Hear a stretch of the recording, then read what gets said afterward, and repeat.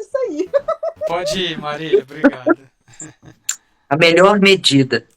Tenha, porém, a paciência, a sua obra perfeita, para que sejais perfeitos e completos, sem faltar em coisa alguma. Tiago, capítulo 1, versículo 4. Mais que as doenças vulgares do corpo, sofres os problemas da alma, agravando-te a tensão cada dia. Mais que os micróbios patogênicos a te assaltarem os tecidos do instrumento físico, padeces a intromissão de agentes mentais inquietantes, atormentando-te as fibras da alma. Levantaste cada manhã, muita vez, com as lutas da véspera, e antes que se te reharmonizem as forças, cambaleias mentalmente ao impacto da irritação de familiares incompreensivos. Prestas longas explicações a benefício da tranquilidade ambiente. Contudo, mal terminas o arrazoado afetuoso, há quem te malsine a palavra, complicando as questões em torno. Movimentas correção e sinceridade, honrando os próprios deveres. Todavia, quando te julgas a cavalheiro de toda crítica, aparece alguém arrastando-te o coração ao mercado da injúria. Empenhas carinho e abnegação no cultivo do amor ao lado de alguém. Contudo, quando te crês em segurança no caminho do entendimento, observas que a ingratidão te envenena os melhores gestos. Entretanto, à frente de toda dificuldade, não te lastimes nem desfaleças. Para toda perturbação, a paciência é a melhor medida. Não profiras qualquer palavra de que te possas arrepender. Silencia e abençoa sempre, porque amanhã, quantos hoje se precipitam na sombra, voltarão novamente à luz. Esquecido, usa a paciência e ajuda sem exigir. Insultado, recorre à paciência e esquece o mal. Em todas as dores, arrima-te à paciência. Em todo embaraço, espera com paciência. Todo progresso humano surge da paciência divina. Conserva-te, pois, na força da paciência e onde estejas, farás sempre o melhor. Mestre Jesus, neste momento em que unimos os nossos corações e o nosso pensamento a Ti, rogamos, Senhor, que nos ajude a ficarmos longe das tentações. Fortaleça em nós, Senhor, a virtude da paciência, começando no nosso próprio lar, com os nossos familiares, com os nossos entes queridos, com os amigos, e assim podemos enfrentar com resignação e paciência os desafios do caminho. Agradecemos do fundo do nosso coração a presença dos nossos benfeitores e dos amigos espirituais. Estes que todas as quartas-feiras nos auxiliam a compreender a mensagem do apóstolo Paulo e também a conquistar virtudes que nos fazem chegar mais perto de Deus. Abençoe o nosso grupo, todos que aqui estão e também os que não puderem estar presentes.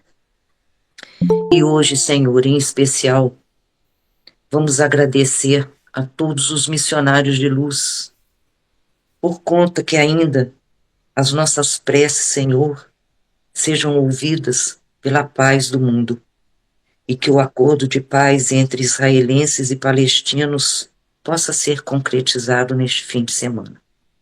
Que o teu amor, Senhor, toque os corações de todos os governantes pela paz mundial. Fique conosco, Senhor, hoje e sempre, e que assim seja. Sim, seja. Muito bom, Marília, obrigado. Aliás, a paciência é a ciência da paz, né? É, vamos torcer, né, para que tudo se resolva. Isso aí. Muito bem, gente. Nós estamos aqui sintonizados no capítulo 15. Primeiramente, boa noite para todos que chegaram aí. Sejam todos muito bem-vindos. Espero que aqueles que não vieram semana passada, eu tenho assistido à gravação do estudo, porque o capítulo 15 é um capítulo muito diferente, comentamos isso. É um capítulo muito espiritualizado, muito espiritual, e necessita de muita perseverança nossa para poder compreender o que Paulo está colocando aqui. Deixa eu só ajeitar aqui o meu tripé. Aqui assim. Isso aí. Boa noite, Cidinho. Boa Tem tempo noite, que eu não Jaque. vejo. O capítulo 15 é o fato da ressurreição? Isso, ressurreição dos Beleza, mortos, está aí na BJ. Tá? A gente está no beleza. versículo 11, 11. 11, né, gente? Uhum. Obrigado. Tá, joia. Obrigada. Nada. Então, Paulo iniciou comentando bastante da ressurreição, mas não é a ressurreição da carne, tá? Ele inclusive no início aí ele cita aí um pouco histórico de Jesus, da ressuscitação dele, do quando ele apareceu. Então ele vem galgando uma evolução para que no meio aqui do capítulo, né, daqui a pouco a gente vai começar o meio, ele demonstre realmente o que ele quer que nós entendamos por ressurreição. Então vamos lá. Paramos aqui no versículo 11, vou fazer uma introdução aqui. Ó. Por conseguinte, tanto eu como eles, eis o que proclamamos, eis também o que acreditastes. Ora, se proclama que Cristo ressuscitou dos mortos, como podem alguns dentre vós dizer que não há ressurreição dos mortos? Então é o seguinte, desse versículo 12 até o versículo 19, ele quase faz um poema, uma poesia a respeito da ressurreição. Do versículo 12 e 19, ele vai falar assim, existe ou não existe a ressurreição? Existe? Não existe? Olha o que aconteceu. Olha o que aconteceu com Jesus. Se existiu com Jesus, existe com a gente. Ele vai colocar a gente, através de algumas perguntas, para a gente poder chegar a uma conclusão. É como, né, para quem trabalha em reunião mediúnica, é como se ele estivesse nos esclarecendo. Assim como Jesus faz também através de perguntas para que a gente vai trilhando um caminho. Então, assim, o verso 12 aqui. Ora, se proclama que Cristo ressuscitou dos mortos, como pode algum dentre vós dizer que não há ressurreição dos mortos? Se você negar a ressurreição, como se ele estivesse falando, logo você está negando a ressurreição do Cristo. Entendeu? Olha como que Paulo vem trilhando. Eu falei assim, olha, se você vira e fala assim, Cristo, se você fala assim, não existe ressurreição. Eu falei assim, então Cristo não ressurgiu. E aí? Como que fica? O que colocam alguns comentaristas, até já comentei isso no estudo passado, é que talvez algumas pessoas, alguns cristãos daquela época, começaram um movimento de duvidar e colocar a ressurreição como algo que não seria possível. Né? Ou só, se foi possível, só com Jesus. Não, só ele foi ressurrecto. Né? Só o Cristo ressurgiu. Né? Isso que vale a dizer para nós, imortalidade da alma. Ora, se Cristo apareceu logo depois de morto, então isso pode acontecer com todo mundo. Ora, os mortos aparecem. Paulo vai fazer um jogo de palavras em que a gente observando muito bem exatamente do versículo 12 ao 19 que eu coloquei, nós vamos ser levados a concordar a ressurreição. Ele vai fazer um jogo de palavras aqui. Ele vai tocar algumas coisas judaicas que eu vou explicar aqui, para que aquele que estiver lendo vai ser levado a concordar. Tá? Conforme eu coloquei, Jesus fazia isso com muita maestria e com muita sabedoria. Né? É só a gente observar lá como exemplo aí a parábola do samaritano, né? Que começa assim, quem é meu próximo, mestre? Ele conta uma história onde você é levado a concordar que o próximo foi samaritano. Então Paulo vai fazer isso aqui. Tá? Ou seja, essa era a capacidade retórica de Paulo. Tá? Ô, Sidney, eu achei uma pesquisa, achei interessante, que fala assim, ó, que para Paulo a ressurreição é o coração do evangelho, oferecendo-nos a esperança de vida eterna, uma vez que ainda não se falava nem em encarnação, desencarnação e mortalidade da alma. Ele dizia isso, né, que a morte e a ressurreição do Cristo são os elementos centrais do evangelho, Centrais. Perfeito. né? Perfeito. E aí ele segue falando. Não, pode concluir. Não, eu só ia perguntar se isso é uma pesquisa espírita, esse aí. Esse aí. Hum, Eu posso olhar, não É, lembro porque do assim, site. Eu sei que eu eu, gostei tanto que eu anotei pelo aqui. dizer das palavras, eu entendo que É, seria uma espírita. Eu não é. vejo outra vertente concordando bem. Não sei, né? Pode acontecer. Paulo queria mostrar para eles, porque eles não ensinavam, né, sobre a ressurreição, não havia ressurreição dos mortos. E Uhum. Paulo queria mostrar que viver em Cristo, eles serem firmes na obra do Cristo, não seria em vão, Sim, né? Então isso encheria o coração de todos de esperança, se motivava a viver em Cristo. Eu achei muito perfeito, bom. perfeito. Pode manter isso aí que é perfeito. É essa linha mesmo. É isso Uhum. aí mesmo que eu vou falar. Que Paulo quer. Tanto, olha que o versículo 13 vai falar isso aí, ó. Se não há ressurreição dos mortos, também Cristo não ressuscitou. Então, se você duvidar, se você falar que não existe, então como que você vai explicar Cristo? Por quê? Exatamente esse ponto que a Marília colocou agora, isso é importantíssimo. Porque tudo vai se basear na crença da imortalidade da alma, da reencarnação. Ou, como a gente está trabalhando aqui, da ressurreição.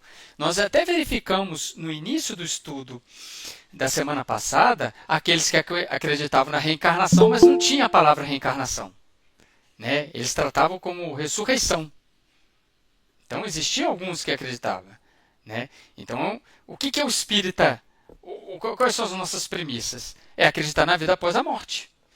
Isso quando nos transformamos em espíritas, acredito que talvez a grande maioria aqui tenha tido uma vertente católica ou em outra religião, mas quando você passa a professar a doutrina espírita, isso é uma perspectiva nova. Imortalidade da alma. A gente vai trabalhar com isso aqui. Né? Nesse versículo 13 tem uma mensagem de Emmanuel. É o Tem. capítulo 68, Caminho, Verdade e Vida, chamada Além Túmulo. Olha o nome da mensagem de Emmanuel, Além Túmulo. É uma mensagem muito bonita, tá? Emmanuel nos elucida com respeito à teologia da vida eterna, da ressurreição, de se ficar esperando o julgamento, né? Ficar esperando que venha Jesus, sendo que Jesus trabalha até hoje. Alguém quer destacar alguma coisa da mensagem? Jane? Cadê? A Jane saiu? Não, tô aqui, mas Ah, não quero tá aqui em comentar, não. cima. Não, tá, sumiu aqui. Tá? Então, Eu marquei aqui, Sidney, dois pode parágrafos aqui falar. que eu achei que, assim, bem interessantes. Que, assim, vai contra não, né? Desmantela essa visão que a gente tem dos evangélicos e do catolicismo, né? Da criação dos anjos e tudo, porque não é que eles não acreditem na vida após a morte. Eles acreditam no descanso após a morte para esperar o julgamento. Uhum. Né? Então, assim, não é que a vida acaba após a morte. É o descanso para esperar a volta de Jesus, aquela coisa toda, a ressurreição dos mortos e tudo, né? Que eles levam ao pé da letra, igualzinho a gente sempre fala aqui, o que está escrito. Eu destaquei esses dois parágrafos. Hoje, no entanto, reconhece a inteligência humana que a lógica resolveu com todas as possibilidades de observação e raciocínio. Ressurreição é vida infinita. Vida é trabalho e júbilo e criação na eternidade. Que é o que a gente sabe, Jesus falou, né? O Pai trabalha sempre e Sim. eu também trabalho sempre, né? Uhum. Aí eu destaquei esses dois. Pois é, vai muito de encontro daquilo que eles professam como premissas também da religião deles, que é esse descanso até a Uhum. ressurreição dos mortos, né? Tem Emmanuel, até uma perguntinha interessante aí no final da mensagem, né? é, O mestre dos mestres ressuscitou em trabalho edificante. Quem desse modo atravessará o portal da morte para cair em ociosidade incompreensível? É o famoso descanso em paz, né? É. Ok. Eles criaram uma lógica por detrás disso aí, né? Porque eles não colocam a evolução do ser humano, eles colocam a criação de anjos e tudo mais para justificar a ressurreição de Jesus. Jesus, filho de Deus, então ele tem poder sobre a morte, coisa que nós não temos. É parte do criacionismo, né? Como se ele fosse um ser à parte daquilo, da essência que nós fomos criados também. Sim. Entendeu? Esse primeiro parágrafo aí mostra por que os teólogos colocaram essa coisa de morte, depois de céu e de inferno, de pena, como uma forma de manter o povo com medo, uma forma de opressão, né, para poder manipular os interesses deles.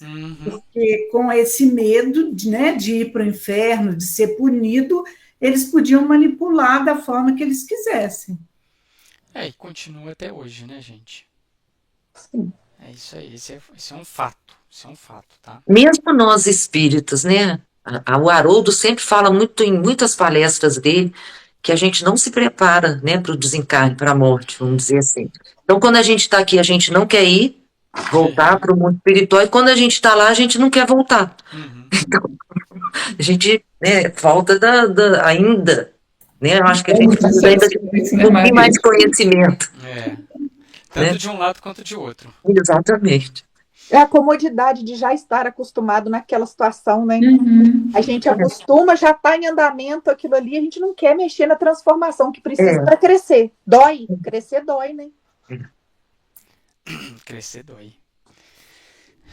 O Emmanuel tem no livro Seara dos Médiuns, no capítulo 82, chamado Sobrevivência, ele comenta, ele transcreve essa parte da carta, ele inicia com um parágrafo falando assim: a todos os que nas linhas do cristianismo contemporâneo hostilizem a ideia da sobrevivência diante de mediunidade em médiuns, respondamos com o testamento do próprio Cristo. Aí ele vai e transcreve essa parte da carta de Paulo. E aí ele termina assim: semelhantes considerações parecem nascidas do punho do valoroso comentarista espírita da atualidade. Então, ele compara essa fala de Paulo como se fosse um comentarista espírita. Excelente. Entretanto, foram escritas há quase 2 milênios por Paulo de Tarso e constam nos versículos 1 a 14 do capítulo 15 da primeira mensagem do grande amigo da gentilidade aos Coríntios, aqui transcritas por nós na linguagem de nossos dias. É fácil observar, assim, que todos os cristãos dessa ou daquela escola de fé que procurem desacreditar mediunidades e médiuns, mas não fazem que tentar destruir as bases espirituais em que se levantam, golpeando e defraudando a si mesmo. Então, ele transcreveu essa parte das cartas de Paulo, falando daqueles que não acreditam. No caso aqui, como o livro Seara dos Médiuns, ele está falando de mediunidade de médiuns, né? Mas a gente está falando da sobrevivência da alma. Sim. É o título do capítulo, Sobrevivência. E é muito interessante, Emmanuel, colocar que parece que Paulo, né, é um orador espírita que escreveu isso aí agora na atualidade.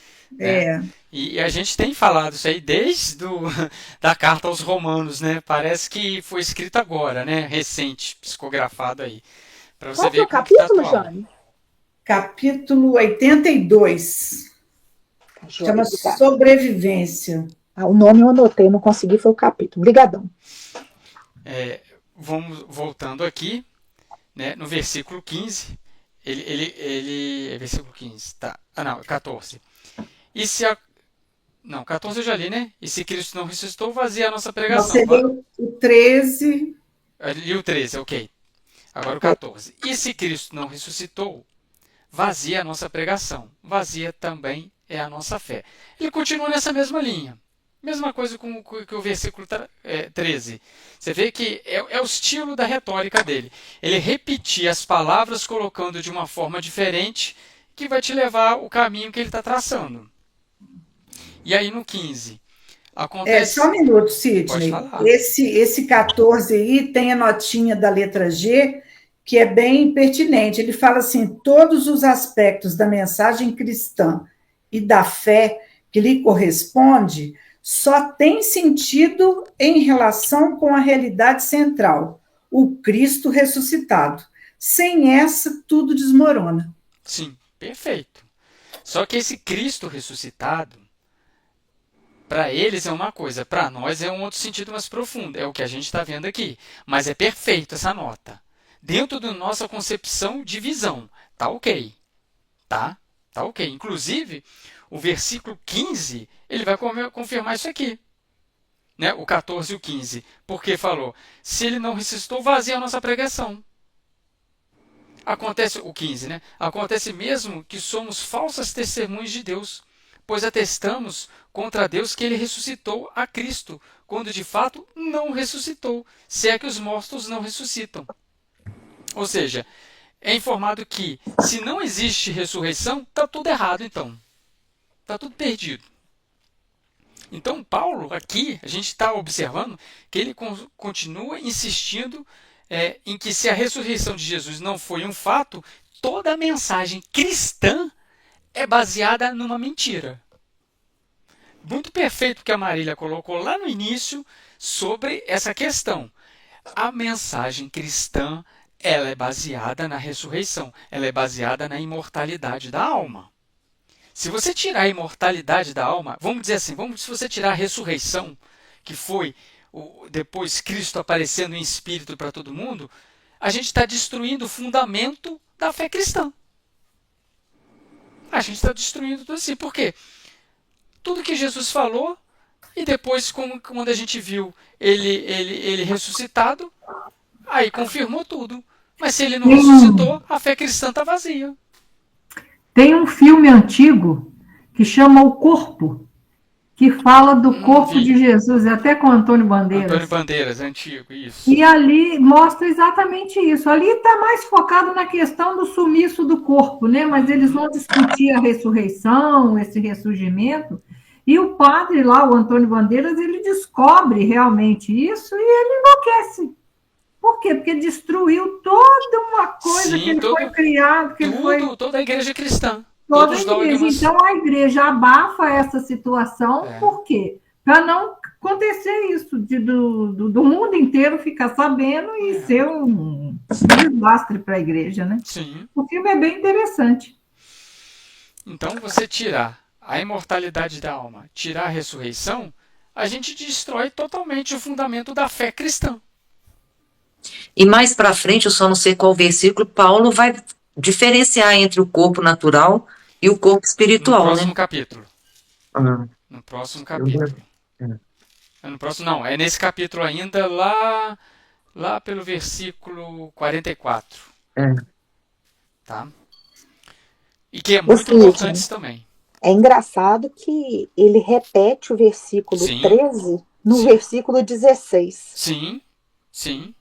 Ele parece que ele está tentando, assim, né, marcar isso assim, como uma coisa uma crucial. Repetição. É tipo aquela frase viral. Aquilo que você fala e você não esquece. Entendeu? Esse é o conceito da retórica dele. Ele vai repetindo aquilo de uma maneira tal que você fixa.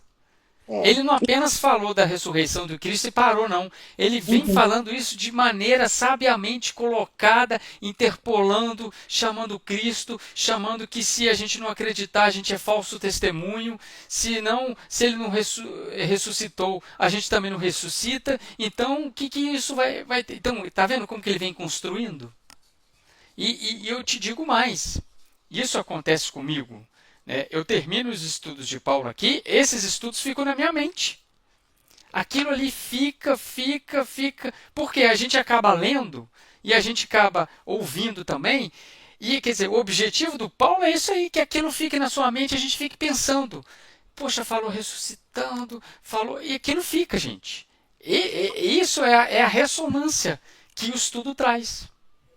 Né? Pelo menos acontece comigo, eu termino e aquilo ali como se fosse uma inércia, né? De longo tempo, de longa duração acontecendo aquilo ali, pensando nisso aqui.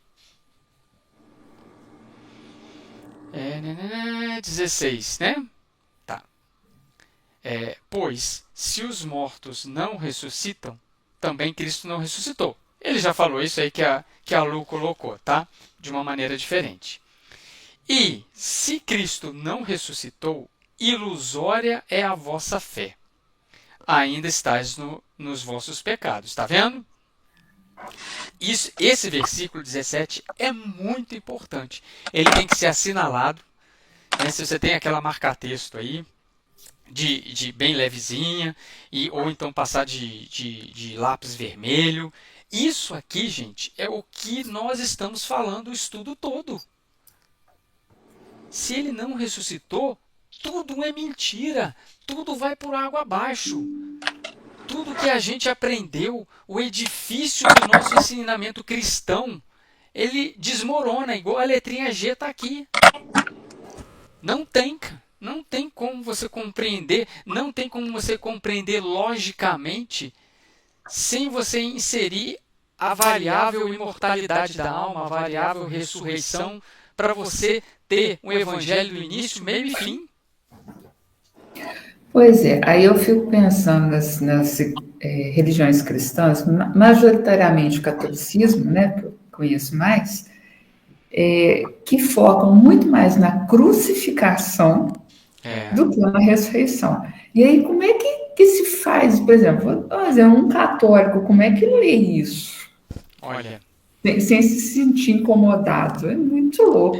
Vai muito, porque eu posso ler isso aqui e entender literalmente. Aquele literalmente que a gente estava conversando a respeito do vídeo lá do Rodrigo. Sim.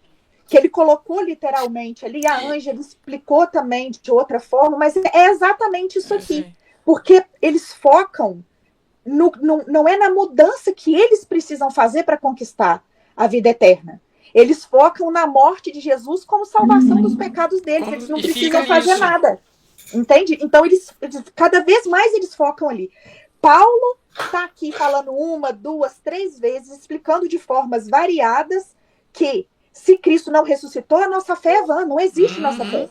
Nós estamos acreditando numa coisa que não existiu, tá? Então, e eles focam na cruz por quê? É a cruz que redimiu você. Você não precisa fazer nada. Cristo já te redimiu sem você precisar fazer nada. Então, eles vão bater nisso aí, porque eles pregam a criação do ser divino, e não o homem como podendo conseguir alcançar essa criação através das suas próprias obras. Perfeito. Eu achei interessante esse 17, porque ele fala, se não ressuscitou, ainda estáis nos vossos pecados. Então, eu achei que esse versículo mais amplo, porque você ressuscita quando está isento do pecado. Seria diferente, né, Ângela? Se ele tivesse colocado aqui, ó, seria diferente. Se ele tivesse colocado aqui, ó, se Jesus não morreu na cruz, você não está isento dos seus pecados. Ele não colocou que pela morte de Jesus a gente está isento. E eu estou colocando aqui também que esse ressuscitou é a plenitude. É a plenitude, tá, gente? Isso tá? mesmo. É a plenitude. Por isso que se não ressuscita, eu não ressuscitei ainda. Por quê? Eu ainda não estou isenta de pecado. Não tá purificado ainda? Então, né? Eu estou no processo reencarnatório. Ainda está nessa linha do progresso aí, do processo todo de reencarnação. Né? E eu fico pensando, esse termo mortos, para Paulo, ele deveria ter um outro significado, mais espiritual. Morto o quê? Do pecado. Sim, né? sim. E que a interpretação coloca? Morto o quê? O corpo. Né? Exatamente. Eu acho que esse versículo fica difícil assim, desafiador para quem não tem essa visão, né? Se prende morto. Morto o quê? O corpo. Né? Ressuscitou o quê? O corpo. Né? Porque as religiões, diante do juízo final que eles acreditam, vai haver o quê? Ressuscitação do corpo. Sim. Né? E Paulo já é do quê? Anos e anos, né? É conforme a Mano colocou aí, parece que ele é da atualidade.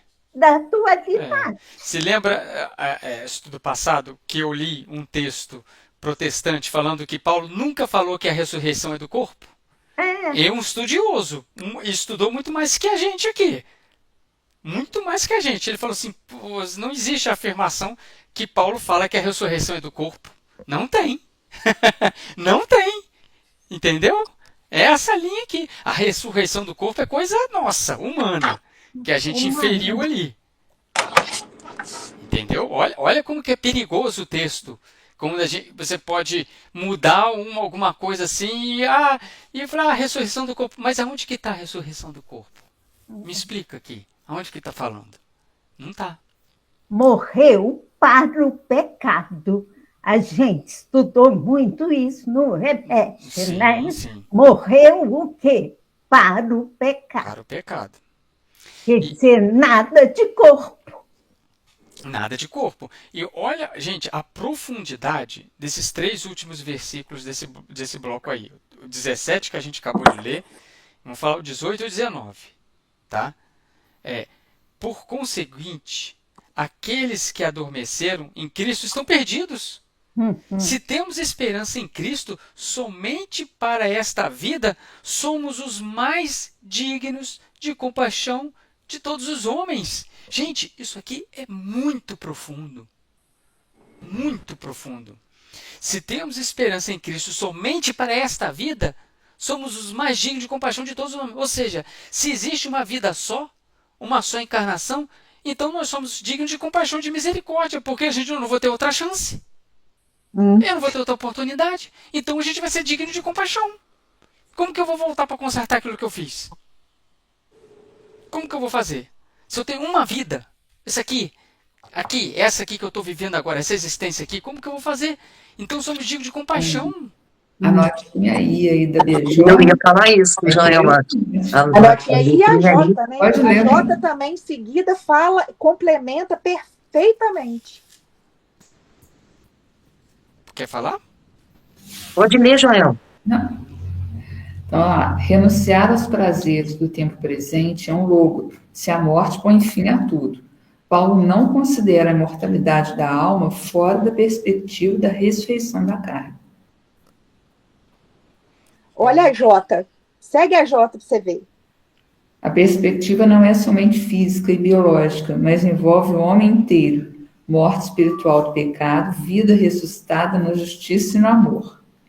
Note-se que Paulo não menciona a ressurreição dos pecadores, afirmar, aí tem as referências. Tá. Afirmada de Jó, Atos. Essa primeira da J aí, bem semelhante com o que a gente está trabalhando. Sim. Você observa que eles têm essa conclusão, gente. Mas não tem uma disseminação disso. Percebeu a diferença? Isso aqui fica na notinha. Na notinha. Bem pequenininho aqui assim. E É porque é difícil explicar como explicar a ressurreição de Cristo em corpo, porque ele aparece em corpo. Então, isso para eles aqui, se não existia o Espiritismo e a reencarnação para ser explicada claramente aqui, como é que ia fazer? Nessa época não tinha ainda, né? Sim, sim. Então não tinha como colocar o corpo, ele estava completamente materializado ali. Uhum. Eu acredito que essa seja a confusão que todos eles fazem. Isso aí que você está falando está nessa mensagem agora do Emmanuel, Esperar em Cristo, no 1519. A mensagem 123, o caminho, verdade e vida. Isso. Quando ele fala que, na condição de encarnados, raros assuntos confundem tanto como os da morte, interpretado erroneamente como o fim daquilo que não pode desaparecer. Quer dizer, é um assunto ainda difícil de ser entendido, de ser explicado, principalmente sem a visão espírita. Com a visão espírita já não é muito fácil. A gente já tem desafio para poder entender. Falar de morte para alguns espíritas é a morte. É a briga. Então, assim, realmente é um tema, né, difícil de ser entendido. E essa mensagem de Emmanuel é muito bonita. Muito bonita essa mensagem de Emmanuel. Vitória do Cristo sobre a morte. O segundo parágrafo ele fala, né? É fácil falar que você confia em Cristo, que você guarda nele, mas a gente fica sempre esperando os milagres dele, né? Dos problemas, das situações, da vida em que a gente está dessa existência, né? Uhum. A gente fala que é natural confiar em Cristo e aguardar nele, mas que dizer da angústia da alma atormentada no círculo de cuidados terrestres, esperando egoisticamente que Jesus lhe venha satisfazer os caprichos imediatos. Quer dizer, eu confio, mas eu quero a solução do meu problema para ontem. E ele fala assim, egoisticamente, né? Eu resolver o meu problema. Né? Muito bonita essa mensagem. E conforme eu coloquei, esses 3 últimos versículos, 17 e 18, principalmente aí o 17, o 19, se temos esperança em Cristo somente para esta vida, gente, Cristo foi vitorioso sobre a morte. Por isso que a gente tem que avaliar mais uma vez que a vida com Cristo é a vida de esperança. É uma vida de ressurreição, no caminho da ressurreição. No caminho da ressurreição essas encarnações, desencarnações, encarnações, desencarnações, até a gente ficar ressurrecto. Por quê? Porque o Cristo nos dá esperança além da morte. Além da morte. E o Espiritismo veio confirmar isso.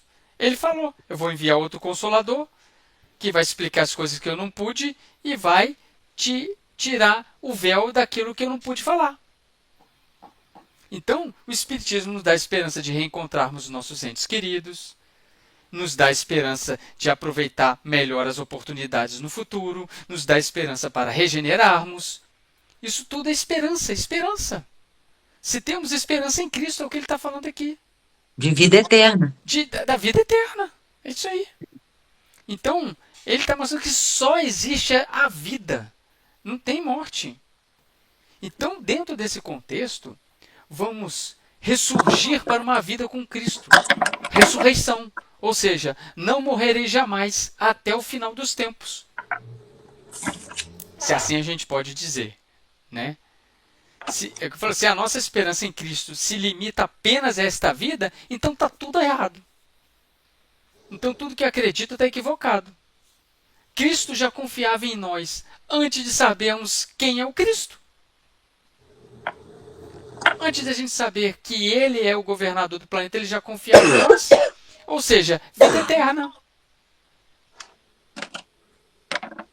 Entendeu? Só a vida. Essa ressurreição do Cristo é uma mensagem muito forte. Porque vem provar que o amor é mais forte que o ódio. A vida é mais forte que a morte. E isso é de suma importância para uma compreensão do Evangelho, gente. Vocês não sabem a profundidade desse versículo, desse capítulo 15, para a interpretação do Novo Testamento. Isso aqui, gente, é assim, diluir isso aqui no Novo Testamento, nos evangelhos de Mateus, Marcos, de Lucas, de João, é importantíssimo, principalmente do evangelho de João, que é um evangelho totalmente espiritual, que tem muito a ver com Paulo de Tarso. Isso aqui é fundamental, a compreensão disso. O amor é mais forte que o ódio, a vida é mais forte que a morte. Isso é ressurreição, isso é processo de regeneração. Isso é processo de esperança. É o que ele está colocando aqui. Se temos esperança em Cristo somente para esta vida. Se a gente tem esperança em Cristo? Tenho. Então faça acontecer. Mude. Transforme.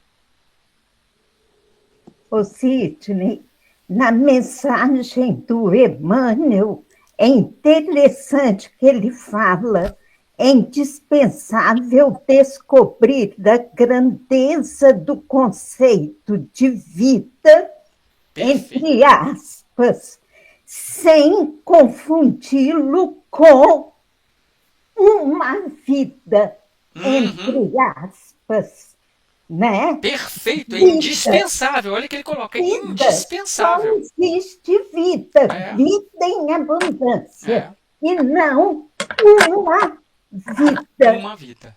Uma vida limita. Vida é imortal. Sim.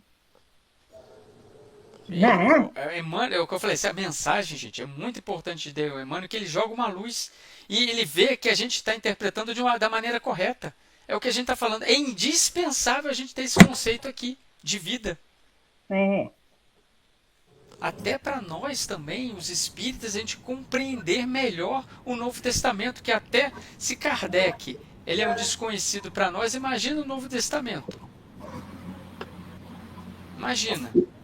Né? Outro dia eu fui falar num grupo de estudo aí, e o pessoal não sabia quem era Marcos. Quem é Marcos? Eu perguntei, Marcos? Marcos é o Novo Testamento. Mas tem Marcos no Novo Testamento? E aí? Que isso? Para você ver. E aí? Então, assim, isso dentro de um grupo espírita. Dentro de um grupo espírita. Porque é muito normal quando as pessoas... a gente às vezes comenta que estuda o Novo Testamento e as pessoas estranham. Mas espírita estuda Bíblia, estuda o Novo Testamento.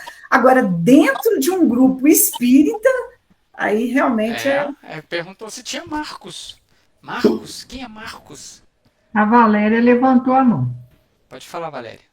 Na mensagem que nós estamos vendo, continua, que a Ângela leu, continua assim: existir não é viajar da zona da infância com escalas pela juventude, madureza e velhice até o ponto da morte. É participar da criação pelo sentimento e pelo raciocínio.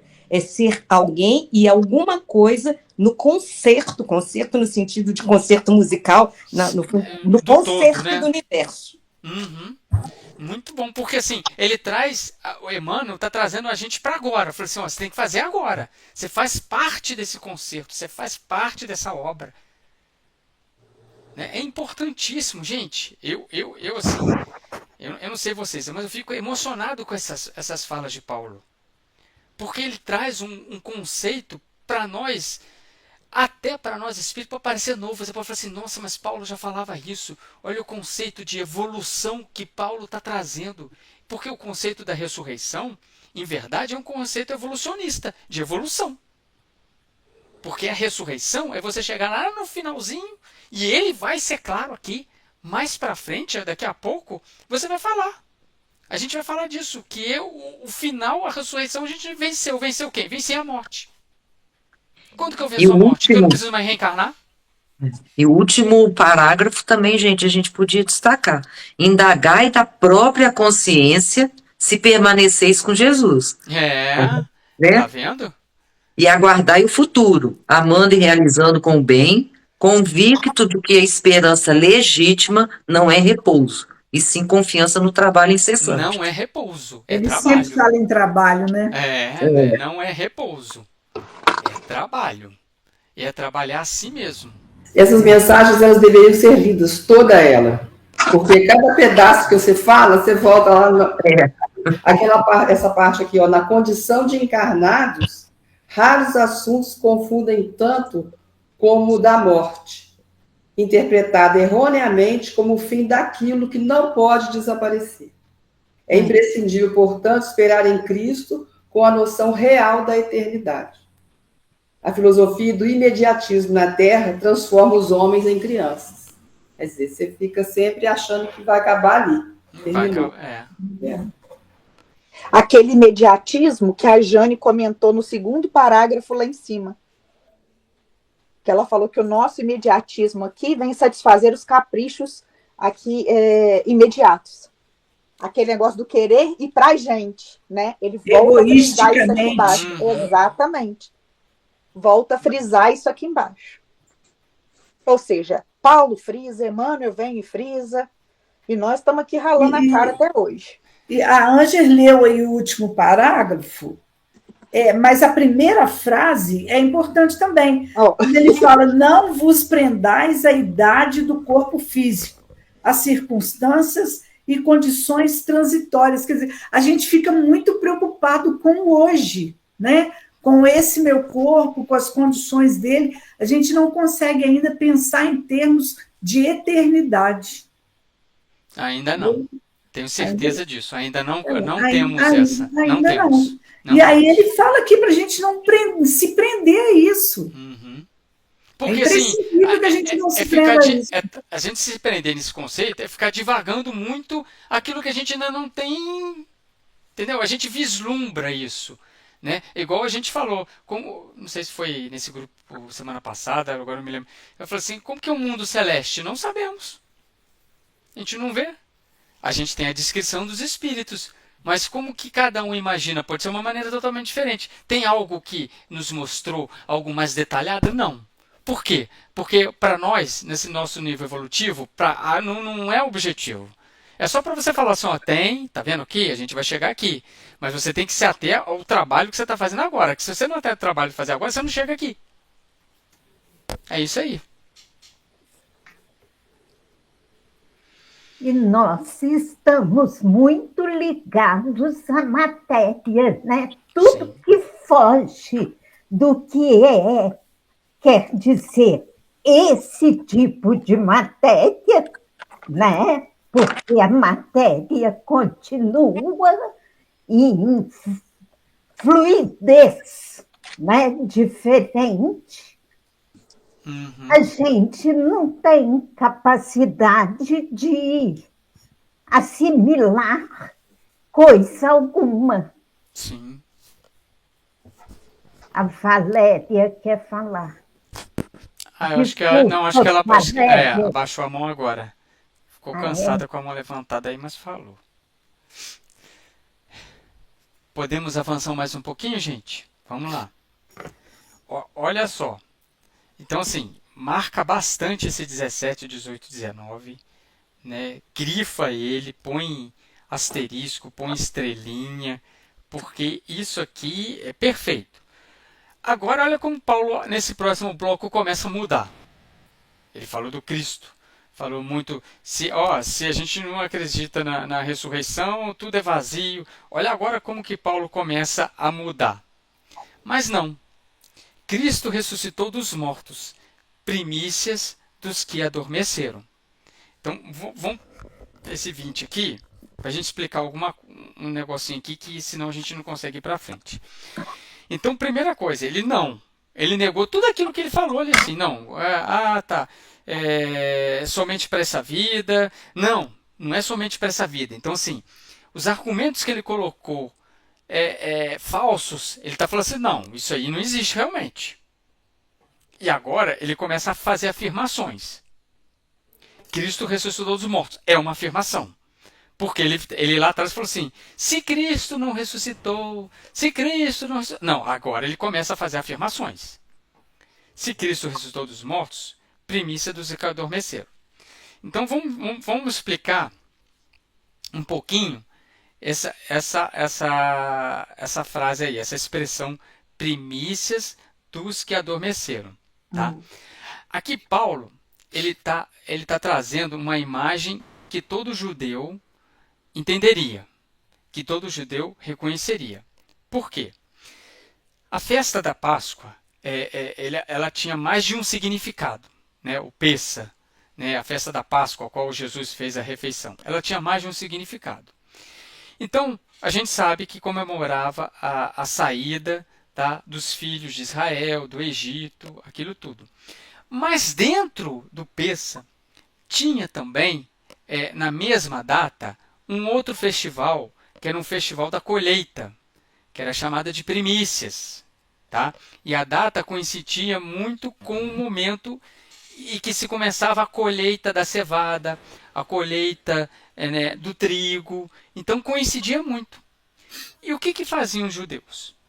Existia uma lei que estabelecia que você tem que levar uma primícia ao sacerdote, e o sacerdote ele fazia um ritual, ele triturava aquilo no moinho e depois virava uma farinha, e essa farinha eram as primícias. É muito significativo esse ritual, tá? Por quê? Porque antes de você comercializar a sua plantação, você tinha que pegar um pouco daquilo e oferecer a Deus. Você não poderia comercializar a sua colheita se antes não tivesse feito a oferenda desse ritual. Você não poderia. Você primeiro tem que pegar a sua colheita e fazer esse ritual. Tá? E só depois de o sacerdote, tudo aquilo ali, ter feito aquilo tudo, você poderia aí sim comercializar, fazer o que você quisesse. Então, a primícia é uma oferta a Deus. Tá? Então, as primícias eram um sinal que, né, eu estou trabalhando já para a próxima colheita, eu estou oferecendo, tá, a próxima colheita, garantindo a próxima colheita. Porque a primeira oferta eu dou a Deus. Então, era um sinal de bem-aventurança da próxima colheita. O que ele está falando aqui? Que a ressurreição de Jesus era um sinal da ressurreição de todos. Por quê? Porque ele é a primícia. Porque ele é o primeiro. Ele é o primeiro que apareceu ressurrecto. É o primeiro que deu a mensagem depois de ressuscitado. Apareceu a Emaús, apareceu para os apóstolos, apareceu para Maria, apareceu aqui, apareceu para os 500 da Galileia. Ele foi a primícia, ele foi a oferta mais primeira de alguém ressuscitado. É que ele está colocando aqui. As primícias daqueles que adormeceram, ou seja, daqueles que adormeceram, daqueles que morreram, ele foi a primícia. Ele foi o primeiro que ressuscitou em espírito. É isso que Paulo está colocando aqui, um simbolismo. Tá? Então, ele está apontando para a imortalidade. Está apontando para um sinal que todos nós somos imortais. Está apontando porque Jesus falou, eu não vim destruir a lei. Então, logo se ele ressurgiu em espírito, todos nós ressurgiremos em espírito também. Ele foi a primícia. Ele foi o primeiro. Ele que ensinou a imortalidade. Ele é a primícia, ele é o exemplo. Ele é a primeira boa colheita, ao qual nós devemos nos inspirar. Isso que Paulo está colocando aqui. Se você pegar essa expressão aqui, cadê? Primícia dos que adormeceram, é tudo isso que eu falei aqui. Estou tentando diluir. Por isso que eu entrei na história da primícia da colheita, porque sem esse entendimento a gente não consegue chegar aqui. De falar que Jesus foi a primeira, de que Jesus é o primeiro exemplo, de que Jesus é a primeira colheita ressuscitada. Então nós devemos fazer o mesmo. Entendeu?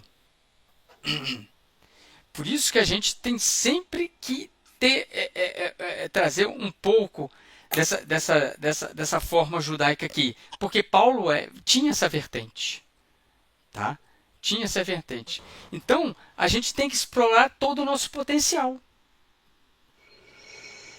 Tem que explorar todo o nosso potencial. Ele é um espírito puro, perfeitamente conectado com Deus, conectado com o Pai.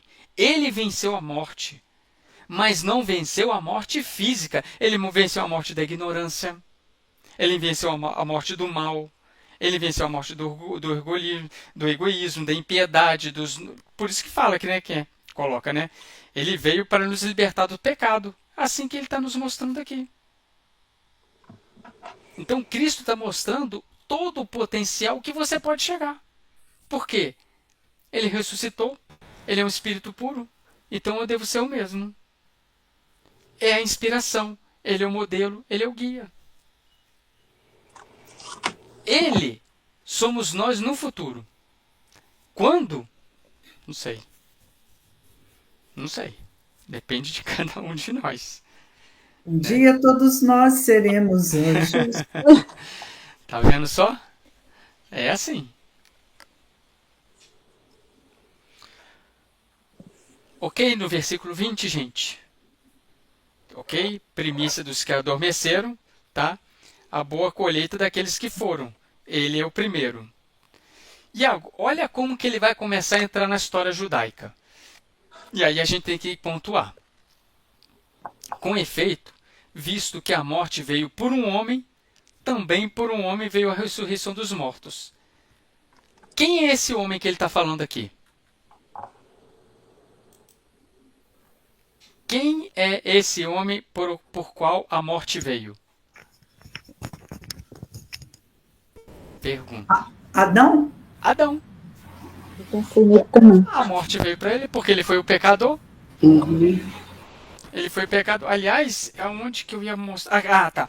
Se você olhar lá no versículo 17, agora fazendo um link aqui, o qual a gente falou tanto, e se Cristo não ressuscitou, ilusória é a vossa fé. Ainda estáis nos vossos pecados, porque você ainda é filho de Adão. Enquanto nós estivermos nesse processo de reencarnação, de purificação, nós ainda somos os filhos de Adão. Errando aqui. Nós somos filhos do pecado. Por quê? Porque a morte entrou para ele. Entrou por ele. Então ele está utilizando uma figura judia aqui. Tá? Tanto no versículo 21, eu vou ler o 22 porque é a mesma coisa. Tá? Pois assim como todos morrem em Adão, em Cristo todos receberão a vida. Ou seja, eu morro em Adão, mas com Cristo eu recebo a vida. Olha aqui. Né? Morte e vida. A dualidade. Tá? Ora, se o projeto de Adão, o crime foi estabelecido, o mal foi estabelecido, com Jesus chega o quê? O bem, o amor, a liberdade, a imortalidade. A notinha J aqui, né, que a gente leu, ela aproxima disso que a gente está falando aqui. É o que a gente já leu, aproxima do que a gente está falando. Até tem uma referência aqui, eu não tinha J aqui. Tá? Então, se veio um projeto, a gente adotou o projeto de Adão, agora a gente, por livre e espontânea vontade, nós temos que aderir ao projeto da vida, ao projeto do Cristo. Por quê? Por livre e espontânea vontade, utilizando o nosso livre-arbítrio, nós utilizamos o projeto de Adão. Agora, Cristo nos espera, por isso que Emmanuel coloca, Cristo está nos esperando. Por quê? Está esperando a gente aderir ao projeto dele. Esse é o caso. Ele está esperando. Olha só, tanto é que é livre e espontânea vontade, olha o que ele fala no versículo 23. Cada um, porém, em sua ordem, como primícias. Como primícias, Cristo. Depois, aqueles que pertencem a Cristo por ocasião da sua vinda. Ó. Cada um, porém, na sua ordem. Ou seja, o Cristo primeiro, como primícia, ele primeiro, e depois a gente.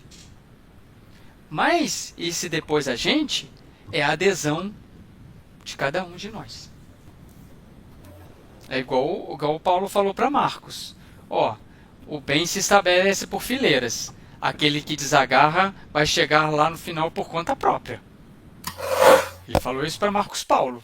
Está lá em Paulo Estevão. Então a adesão é de cada um de nós. Cada um. Alguma pergunta, gente, desses versículos aqui?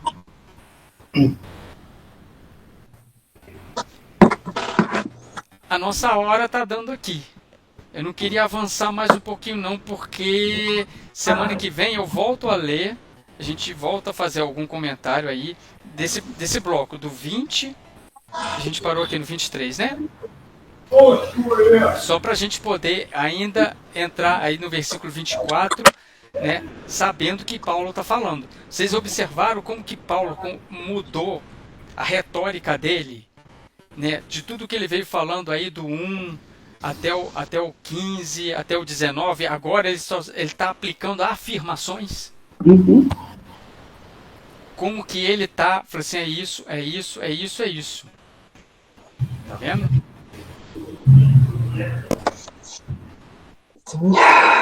Paramos aqui então no versículo 24. Bem, Muito bem, gente? Tranquilo? Tá todo mundo aí ainda? Nós vamos fazer o 24, né? Isso. Então, nós paramos no 23. É isso.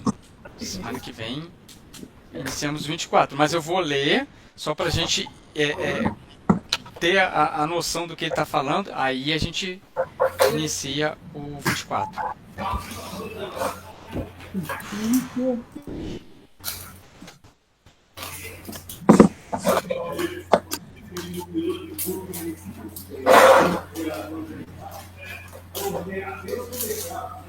Ainda tem várias mensagens do 15 do Emmanuel, viu? É mesmo? Ah, tá. Não, do capítulo 15, né? Do capítulo 15, é. Sim. Sim. Deixa eu marcar aqui também. Versículo 24. Ok, então, gente. Ô, Rob, Sim, eu achei que ia encontrar com o Paulo hoje aqui, ué. Não, Paulo estava ocupado. Ele mandou uma mensagem para mim no Zap e falou assim: Sidney, estou ocupado. Toca o estudo aí. Eu toquei o estudo. Ele tá ocupado, mas os olhos dele estão sobre nós, viu? Eu tenho certeza que ele falou assim, ó, vai tocando aí, espera, trabalha, confia. Perdoa. Perdoa, é. Alô, gente. Um abração para vocês. Ok, gente. Voluntário para a prece final.